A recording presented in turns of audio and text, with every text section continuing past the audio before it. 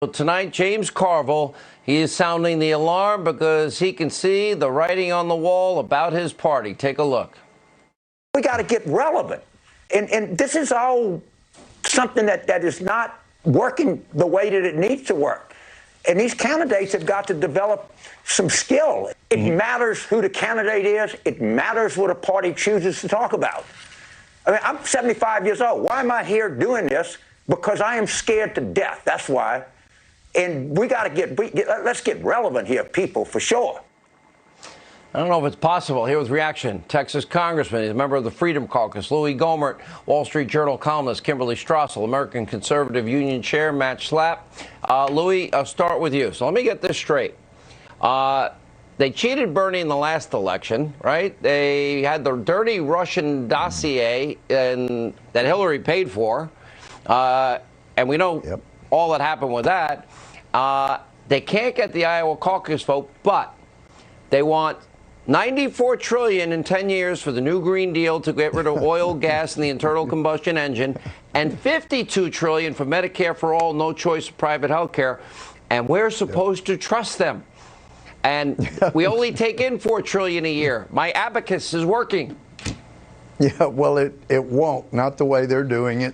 And how ironic. It's Carville once again being the truth teller. You remember some years back, he said basically, of course, Hillary had a private server. She didn't want Louie Gohmert rifling through her emails. And he was right then, and he's right again now. But what the powers that were trying to cheat Bernie didn't realize, they thought by keeping him off the campaign trail here in Washington, that would be the end of his campaign. Little did they know that if he's not allowed to go talk to the voters in Iowa and other states, he zooms up in the polls. He's doing so much better since he hadn't been able to go out there and talk to people. AOC and others have been doing it. But Carville's right. They're in trouble right now. And by the way, that button looks like a Connie Hair production. I'm just guessing, Louie. I've known you a long time. Actually, it was Massey told me this was the new congressional pin. Oh, is that right? That's why I'm with. Yeah. All right, let me go. Kimberly Strassel, your take on all of this. I mean, this is insane.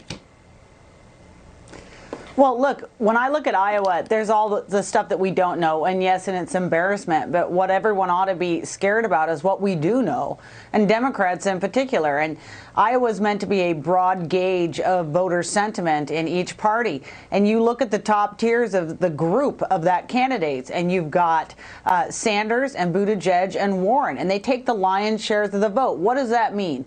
It means the progressives are winning. And so when I see a Jim Carville or I see a Biden who's now lashing out at Bernie Sanders' plans and they're saying, oh, this is terrible, I want to ask, where were you a year ago when the Green New Deal got going, when Medicare for All was out there, when impeachment got rolling? Because it's your obligation to stand up and say these ideas are bad for our party. And instead, you just let these guys roll. Some of these ideas have caught fire out there with progressives. And these are the candidates that they're getting. It's a little bit too late. And Matt Schlapp, look, I've known James Carville for many years. I'll confess, I like him and I respect him. I do too. I've debated him many times, and he is at DEFCON 40 right now. And he's right. David Axelrod, same thing. He's not a dumb guy. Yeah, James is mostly worried about that wealth tax, which is going to take 2 to 5% of those earnings he spent 75 years creating, which is a really radical idea. I think the key here for Democrats, I just came back from Iowa. I was with the Trump surrogates, and those Democrat numbers really slipped, Sean. So their turnout is really subdued despite these candidates, and the Republicans are pumped. In the precinct I was in, they are pumped. The fact is that in these battleground states, the Republicans and the Trump coalition is really ready to go to war, and they're going to go to war against the socialists, and I like that matchup. And that's an underreported story. They showed up in droves for President Trump at the caucuses. With nothing going on. And it was an uncontested caucus. Amazing numbers. All right, thank you all.